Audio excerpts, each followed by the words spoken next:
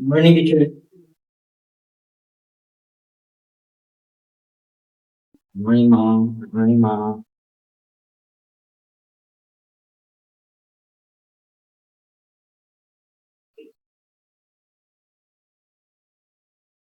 Good morning, mom. Good morning, teacher. Morning, mom. Good morning, teachers. Attendance, please.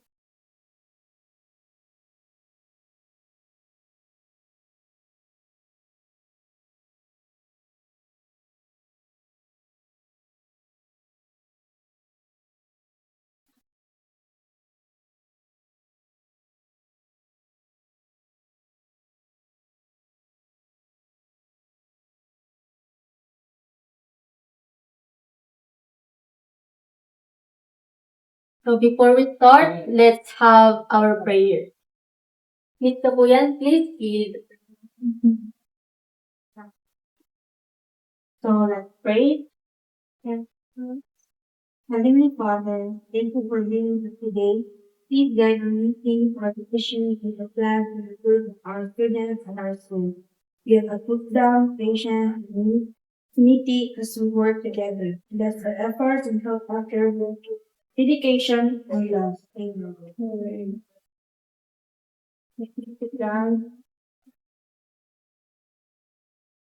So, magandang umaga, teachers. Salamat sa pagpunta. Ngayon ay pag-uusapan natin ang malaking problema dito sa ating paaralan. Kasi maraming mga estudyante ang nahuhuli at madalas na uma-absent. Alam niyo naman, nakaka-apekto ito sa kanilang pag-aaral. So, kailangan natin itong solusyonan ng sama-sama. Mr. Gapi, ano masasabi mo? Bilang isang advisor, napansin ko na may estudyanteng nahuli sa eskwelahan ng 20 minutes to 30 minutes. At may iba naman na ilang beses lang pumasok sa isang Miss Bala? In my English class, many students miss important instructions and activities. And dahil dito ay nahihirapan silang mag-intindi sa aralin. Okay, scenario? Tama po. Sa math, sunod-sunod ang proseso ng pag-aaral. Kapag nahuli o umabsent ang estudyante, maaaring mahihirapan silang makahabol sa klase. Salamat sa inyong mga sagot. So, Miss Yang Yang, mari bang sabihin sa akin kung bakit palagi nahuhuli o umabsent ang mga estudyante? May mga estudyanteng nalilate matulog dahil sa online games at cellphone at may iba rin na may problema sa sasakyan at may tumutulong muna sa gawaing bahay bago pumasok. So, ibig sabihin, kailangan nila ng disiplina at suporta mula sa paaralan at sa kanilang mga magulang. So, Ripaso, bilang isang student council president, ano ang mga sinasabi ng mga estudyante tungkol dito? May mga estudyante gustong pumasok ng maga kaso kulang sa motibasyon. May iba naman na naiiyak kapag nahuhuli kaya hindi na sila pumapasok.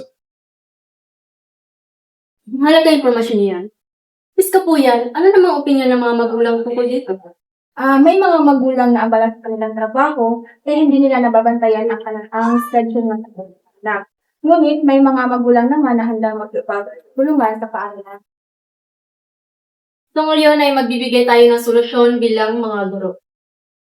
I suggest we start a morning reminder program kung saan ang mga teachers ay magre-remind sa mga estudyante about sa attendance and punctuality about during sa homework.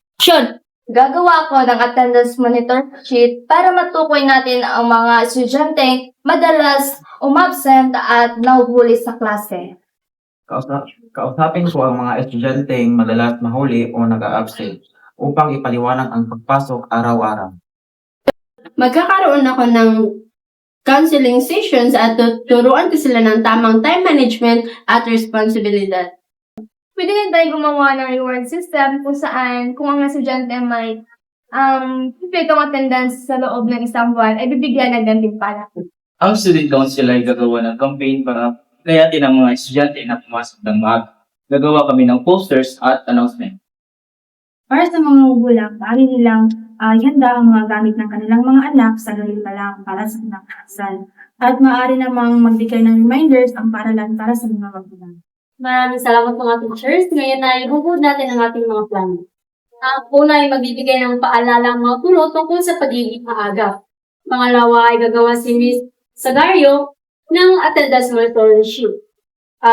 Pangatlo naman ay babantayan at kakausapin ng Mr. Kape ang mga estudyanteng madalas humuhuli o absent. Sunod ay magkakaroon ng council si Miss Yang Yang at mag-organisa ng si Miss Kim No ng reward program. Maglulusad ng attendance campaign ng student council at makikipag-ugnayan ng paaralan sa mga magulang.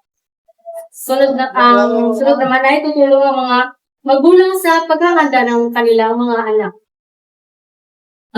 So, sa planong ito ay nakakatulong ito sa mga estudyante upang bumuo ng disiplina.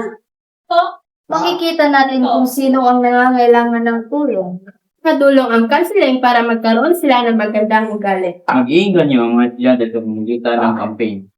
At susuporta naman ang mga magulang sa paaralan. Maraming salamat sa inyong lahat. Pinakita ng pulong na ito na kapag nagtutulungan ng mga guro, estudyante at magulang at ng problema. Magtutulungan tayo para sa tagumpay sa ating mga estudyante. Ngayon ay tapos na tayo sa ating pagpupulong. Bago tayo mag-simplihan ay magdasal muna tayo. Let's pray. Heavenly Father, protect our plan and help us work together with good for students. And solutions, wisdom, and strength, teachers. Keep us safe as we return to our task.